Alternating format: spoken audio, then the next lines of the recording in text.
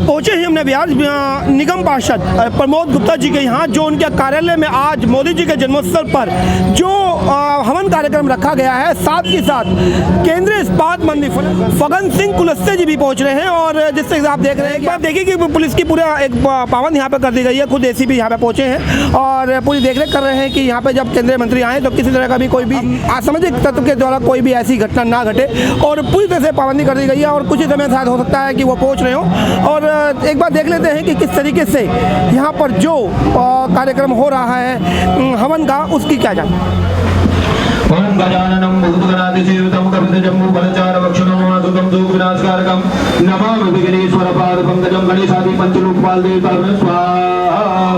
ब्रह्मज्ञानं प्रथम पुरस्तात् श्रीमत्सुरचूर्णेयासोदन्नम सतस्योनिमतश्रीव इंद्रादिगतिपालदेवताभ्यः स्वाहा। आप देख सकते हैं कि मोदी जी की फोटो को लगाकर जो हवन का कार्यक्रम है वो किया जा रहा है। इससे ये दर्शाने की कोशिश की जा रही है कि मोदी जी खुद इस हवन में सम्मिलित हैं। आप देख सकते हैं कि प्रमोद गुप्ता जी खुद बैठे हैं अपनी पत्नी धर्मपत्नी के साथ, साथ में मंडल अध्यक्ष जी जो मोदी जी की फ़ोटो उनको साथ लेकर बैठे हैं, जिससे कि ये दर्शाने की कोशिश की जा रही है कि मोदी जी खुद इस हवन में सम्मिलित हैं। आप देख सकते हैं कि मोदी जी के सामने जो पूर्ण आहुति का पूरा प्रोग्राम, जो आप देख सकते हैं कि मोदी जी की फ़ोटो लगाकर पूर्ण आहुति दी जा रही है, जो कि प्रमोद गुप्ता जी खुद अपने हाथों से अपनी धर्मपत्नी के साथ पूर्ण आहुति दे रहे हैं।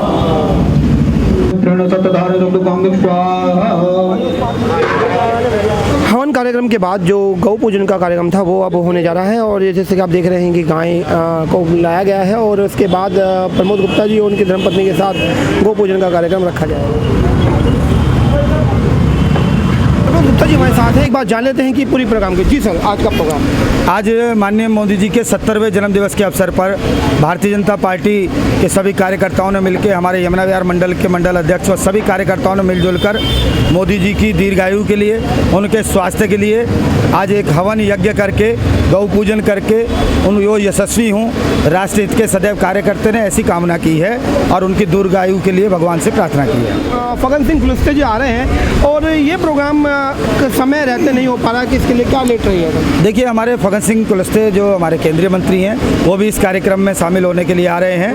वो थोड़ा पहले आने वाले थे, फिर हमने कहा कि उनके हाथ से भोजन वितरण का जो कार्यक्रम है वो हो, तो हमने उनसे आग्रह किया, तो थोड़ा सा इसलिए इस कार्यक्रम में विलम्ब हुआ कि भोजन वितरण हम उनके हाथ से ही कराना चाहते हैं। और उनकी इच्छा भी थी कि मोदी जी के जन्मदिवस पर अपने हाथ से गरीबों को भोजन वितरण कराएं। ये तो हमारे साथ प्रमोद गुप्ता जी, जिन्होंने साफ तौर पर कहा कि जो फग्गन सिंह कुलस्ते जी पहले हवन में सम्मिलित होने के लिए आ रहे थे, लेकिन किसी कारणवश जो लेट हुए हैं, उसके बाद अब जो भोजन वितरण का जो भंडारे का कार्यक्रम है उसमें वो सम्मिलित होंगे और कुछ ही समय में वो यहाँ पहुँच भी रहे हैं। मैं सब कार्यकर्ताओं की ओर से भी हमारे देश के प्रधानमंत्री आदरणीय मोदी जी को हम बहुत बहुत बधाई देते हैं, शुभकामनाएं देते हैं। और मोदी जी एक ऐसे शख्सियत है जिनने इसे 70 वर्ष एक सार्वजनिक जीवन का एक पूरा करने के साथ साथ एक बड़े आत्म सम्मान स्वाभिमान के साथ में इस देश पे ऐसे कठोर निर्णय उन्होंने किया है और इसका सीधा प्रत्यक्ष रूप से भारतवासियों को इसका सीधा लाभ इससे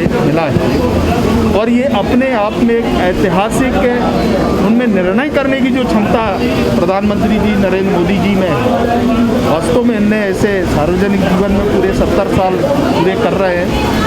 हम सब कार्यकर्ता बहुत शुभकामनाएं देते हैं, बधाई देते हैं। और आज मुझे कार्यकर्ताओं ने यहाँ मोदी जी के इस कार्यालय में आज भंडारे का कार्यक्रम था, उनके जन्मदिन के अवसर पर मुझे यहाँ निमंत्रित किया है। मैं कार्यकर्ताओं को भी बधाई देता हूँ उनके इस सफल जीवन के लिए, मोदी जी के लिए, और 70 साल और लंबे समय तक देश की सेवा करते रहे, यही हम सब कार्यकर्ता अपेक्षा करते हैं। कार्यक्रम आने से पहले आपने गौ पूजा की है, बहुत बड़ा महत्व रखता है हिंदू धर्म में ये गौ सेवा, क्या कहना चाहेंगे? देखिए, हमारी ये परंपरा है, हिंदू परंपरा में गौ की पूजा करना, गौ की सेवा करना, और इसलिए हमने गौ माता को जितना हम सम्मान के साथ उनकी पूजा कर सकते हैं, उनके साथ में कर सकते हैं, ये हमारे परंपरा हिंदू धर्म के अंदर है।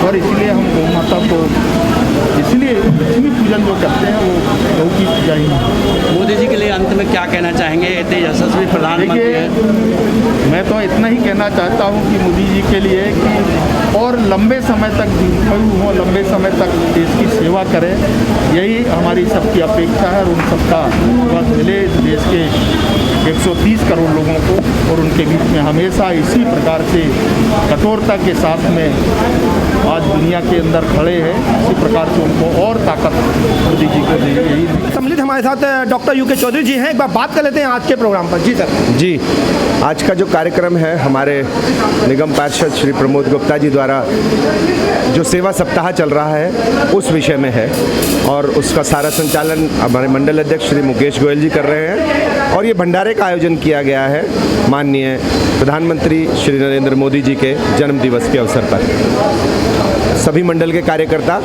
यहाँ पर मौजूद हैं, और अभी मंत्री जो केंद्रीय मंत्री हैं फग्गन सिंह कुलस्ते जी, वो यहाँ पर अभी 5 मिनट में पहुँच जाएंगे, तो उनका पूजन करेंगे। गाय का पूजन किया गया है और सब भंडारे का आयोजन उसके बाद किया जाएगा। कुछ हटके प्रोग्राम आपने बात भी रखी कि हम आगे बेरोजगार मेला लगने जा रहा है, और जैसी बात हुई मेरी कल सुबह शाम को एक बात आ गई कि बेरोजगार मेले की शुरुआत दिल्ली सरकार जल्दी करने जा रही है।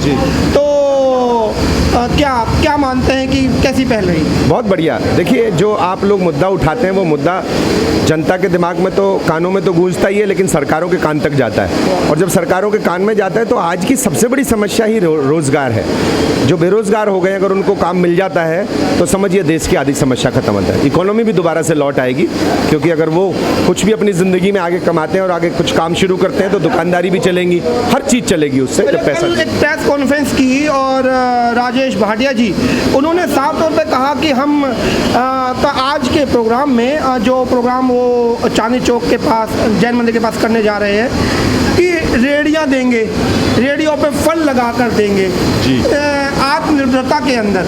क्या लगता है कि रेडी और फल जैसी एक मैं कहूँगा कि ये एक असंवैधानिक है। आपको पता ही है रेडी फल दिल्ली में अलाउड ही नहीं है, तो खुद से वो रेडी फल जब लेके वो चलेगा तो क्या उसको समस्याओं का सामना नहीं करना पड़ेगा कि किस तरीके से अपना जीवन यापन करेगा? देखिए, जिस प्रकार से गरीबी है, जिस प्रकार से लोगों के पास रोजगार की कमी है, मैं कई बार देखता हूँ पटरी पर भीड़ हो जाती है, पटरी पर रुक जाती है, रेहड़ी की वजह से जाम लग जाता है। लेकिन दूसरी तरफ ये भी सच है, अगर उनके पास कोई काम हो तो वो क्यों रेहड़ी लगाएंगे, क्यों पटरी लगाएंगे? रेहड़ी ही सरकार खुद देगी तो वो तो चुनाव तोड़ के चलेगा कि मेरी तो रेहड़ी नरेंद्र भाई मोदी जी के जन्मदिन पे मिली थी, नहीं तो हटेगी नहीं। पर्टिकुलर ऐसी जगह उसे खुद ही देख के लगानी चाहिए जहाँ से कि बहुत ज़्यादा ट्रैफिक की समस्या ना हो, जाम ना लगे, लोगों को परेशानी ना हो, इस प्रकार से लगाए।